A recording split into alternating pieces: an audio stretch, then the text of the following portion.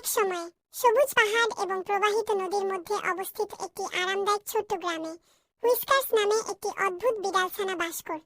ঝিনুকের কমলা রঙের ছোপযুক্ত তুলতুলে সাদা পশম ছিল এবং তার উজ্জ্বল সবুজ চোখ দুষ্টুমিতে জ্বলজ্বল করে। এক রৌদ্রোজ্জ্বল সকালে হুইস্কার্স গ্রামের সীমানা ছাড়িয়ে অন্বেষণ করার সিদ্ধান্ত নিয়েছে। তিনি বন্য ফুলের ক্ষেতের মধ্য দিয়ে ঝাঁপিয়ে পড়েন, বকবক করা স্রোতের উপর দিয়ে লাফিয়ে পড়েন এবং প্রজাপতিদের তাড়া করেন। সে যতই এগিয়ে গেল ততই রহস্যময় বনে সে হোঁচট খেয়েছে। জঙ্গলটি সুউচ্চ গাছে ঘন ছিল, তাদের শাখাগুলি আকাশ ছুঁয়েছে। ফিসকার প্রান্তে ইতস্তত করছিল, কিন্তু তার কৌতূহল তার থেকে ভালো হয়ে গেল। দৃঢ় সংকল্পের সাথে সে বনের গভীরে ডুবে গেল। হুইস্কার্স বনে অন্বেষণ করার সময় তিনি সমস্ত ধরনের প্রাণীর মুখোমুখি হন, চটি কাঠবিড়ালি থেকে ঘুমন্ত পেঁচা পর্যন্ত।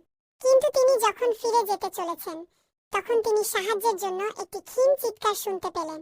শব্দের পরে হুইস্কার্স একটি ছোট খরগোশ আবিষ্কার করে, যেটি ব্র্যাম্বলের ঝোপে আটকে আছে। বিনা দ্বিধায় তিনি তার ধারালো নখর ব্যবহার করে খরগোশটিকে সাবধানে মুক্ত করতে কাজে নেমে পড়েন। একটি কৃতজ্ঞ হপ নিয়ে খরগোশটি বনে চলে গেল। তার সাহসিকতার জন্য গর্বিত বোধ করে হুইস্কার্স বনের মধ্য দিয়ে তার যাত্রা অব্যাহত রেখেছে। পথের মধ্যে তিনি একটি ঝলমলে স্রোত খুঁজে পেলেন, যেখানে তিনি শীতল জল ঢেলেছেন এবং একটি কাদা উইলোর ছায়ায় বিশ্রাম নিয়েছেন। সূর্য অস্তমিত হতে শুরু করার সাথে সাথে হুইস্কার্স বুঝতে পেরেছিল যে এটি বাড়ি ফেরার সময়। একটি সন্তুষ্ট প্রিয়র সঙ্গে তিনি বনের মধ্য দিয়ে তার পদক্ষেপগুলি ফিরে এলেন। তিনি যে দুঃসাহসিক কাজগুলি করেছিলেন এবং যে নতুন বন্ধুগুলি তৈরি করেছিলেন তার জন্য কৃতজ্ঞ বোধ করেছিলেন।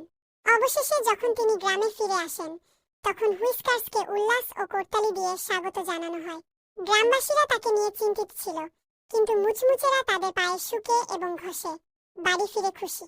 সেই দিন থেকে হুইস্কার্স গ্রামের সবচেয়ে সাহসী বিড়ালছানা হিসাবে পরিচিত ছিল।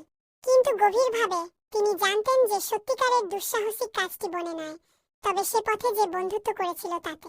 এবং তার চোখের পলক দিয়ে তিনি আরও অনেক অ্যাডভেঞ্চারের অপেক্ষায় ছিলেন।